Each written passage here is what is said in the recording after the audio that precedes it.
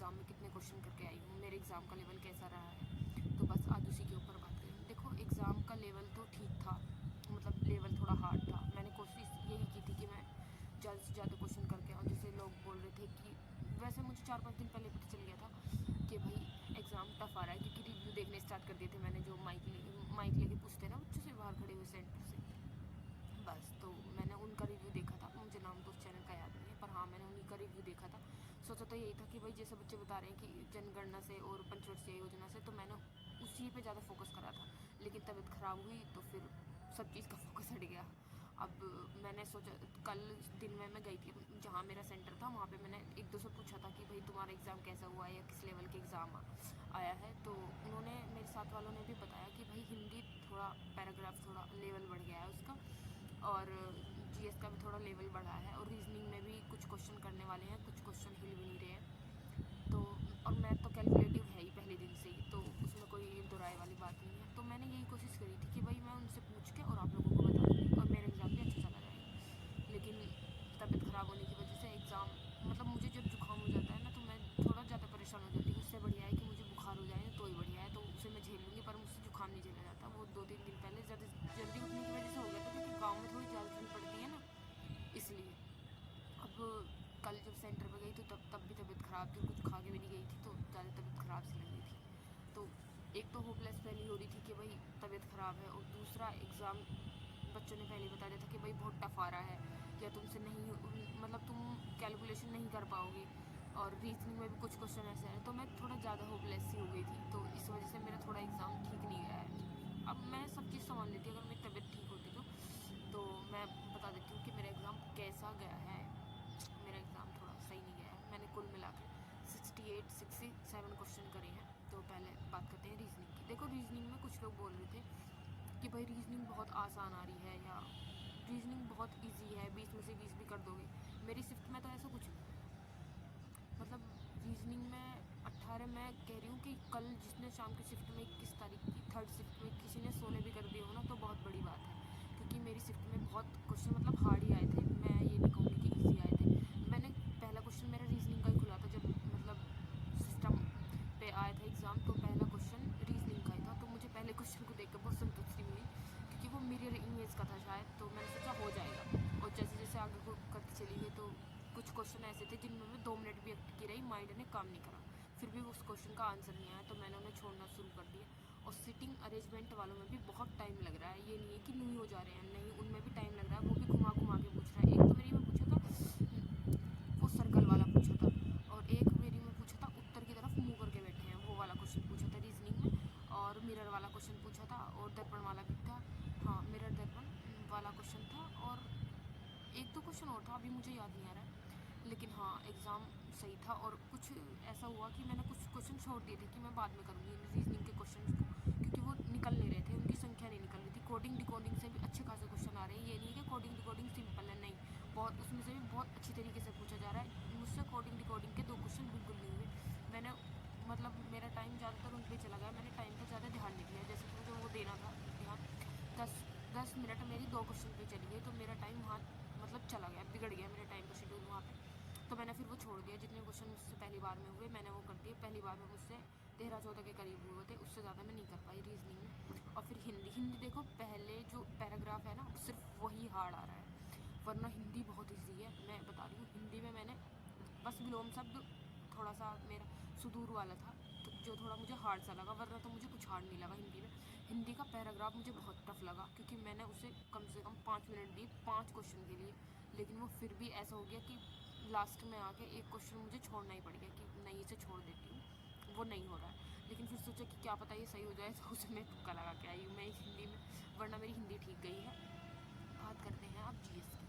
देखो जीएस जो है ना, वो कहीं से भी पूछ रहा है, ये हकीकत बात है, कोई माने या ना माने, लेकिन हाँ जीएस वो कहीं से भी पूछ रहा है। जीएस का मतलब जो मैं बताऊँ, जीएस में पहला क्वेश्चन आया था मेरा, मानवीय वैश्वीकरण में सन 2021 और 22 में जो मतलब इंडेक्स जारी हुई थी, उसमें भारत का पड़ोसी देश कौन सा भारत से ऊपर था, ये क्वेश्चन पूछा गया था मेरी वाली शिफ्ट में।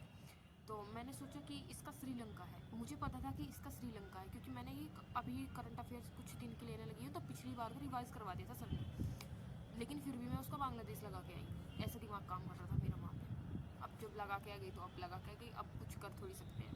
तो ऐसे ही मेरे मतलब NSG का भी पूछा हुआ था मेरी वाली शिफ्ट में, और गिद्धा का भी पूछा गया था लोक नृत्य, तो वो भी मेरा सही गया है। और भारत के बजट, और हाँ एक पूछा था उन्होंने 19 का बोलने के ऊपर था कुछ उसका, वो भी मेरा ठीक गया। मतलब कुछ कुछ क्वेश्चन मुझे याद है क्योंकि मुझे पता था कि मुझे जाके वीडियो बनानी है, लेकिन तबीयत ख़राब होने की वजह से मैं कल नहीं बना पाई, आज ही बना पा रही हूँ। तो आई होप कि आप लोगों को ये वीडियो पसंद आएगी, तो आप अभी बने रहिए। और GS में 12 क्वेश्चन तो आप कर सकते हो ईजिली, जो वो अदर से पूछ रहा है, जो वो करंट पूछ रहा है, उसके बाद तो शायद आप मुश्किल ही कर सको। देखो मेरी GS ठीक थी, तो मेरे हाँ 14 क्वेश्चन के करीब मेरे सही हो गए। और बस इसी में मेरा 3 सब्जेक्ट में मेरा टाइम चला गया। जो मेरे फिर मुझे लगा कि मैंने मैथ के क्वेश्चन जो मैंने स्टार्टिंग में करने शुरू करे थे कि मैंने वो कर दिए हैं, लेकिन मैं भूल गई कि मेरे मैथ के क्वेश्चन भी रह रहे हैं। मैंने जल्दी जल्दी उनको देखा तो 20 मिनट के करीब बच रहे थे उस टाइम पे, और मेरे मैथ के 10 क्वेश्चन रहे थे, 10 से 12 क्वेश्चन रहे थे।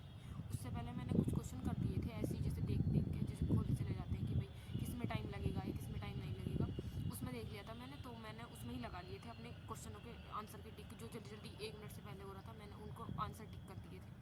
लेकिन जो टाइम ले रहा था उसमें मेरे 5 मिनट में भी, 20 मिनट में मैंने एक क्वेश्चन पे 5 मिनट दिए, जब भी मेरा आंसर नहीं आया। मतलब कुल मिला के ये था कि मेरा पेपर 68 ही क्वेश्चन कर सके, और फिर भी मैं बीच में भूल गई कि अभी 20 मिनट रह रही है, उन्हें करने में लग रही हूँ, और मेरे क्वेश्चन मैथ के छूट गए।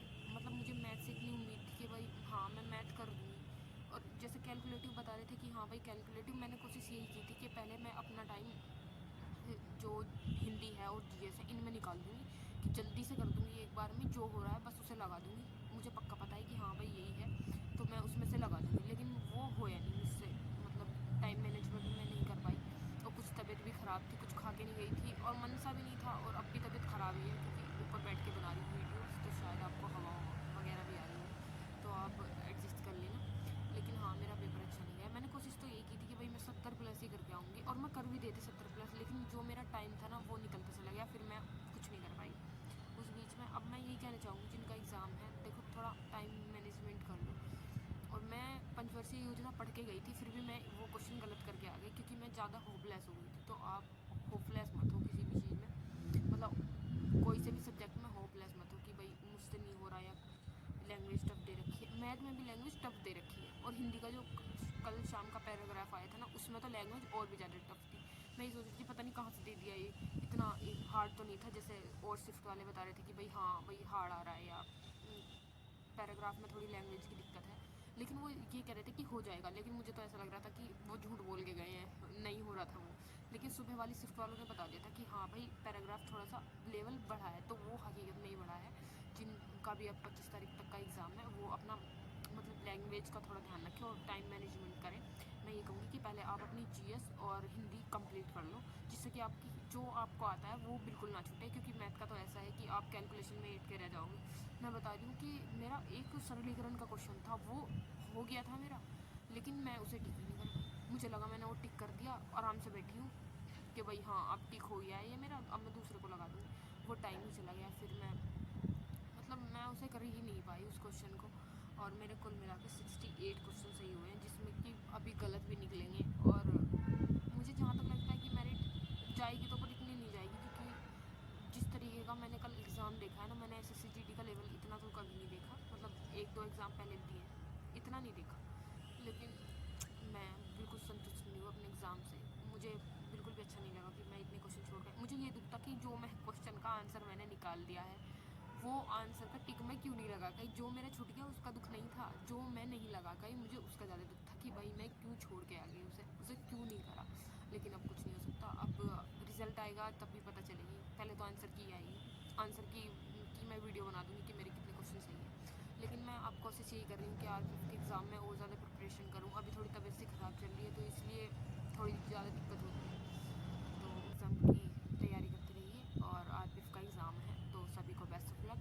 और आप अपने एग्ज़ाम की तैयारी ऐसे प्रिपरेशन कीजिए कि भाई बस हो जाए, क्योंकि बेरोज़गारी की दर कुछ ज़्यादा ही बढ़ती जा रही है। अब RPF का भी एग्ज़ाम है, आई होप कि आप सभी के एडमिट कार्ड निकल गए होंगे। वैसे कुछ के नहीं निकले हैं अभी, जैसे मेरा अभी नहीं निकला है, और जैसे ही मेरा एडमिट कार्ड निकलेगा मैं आपको बता दूँगी कि कि मेरा सेंटर कहाँ गया है और कौन सी डेट को है। ठीक है।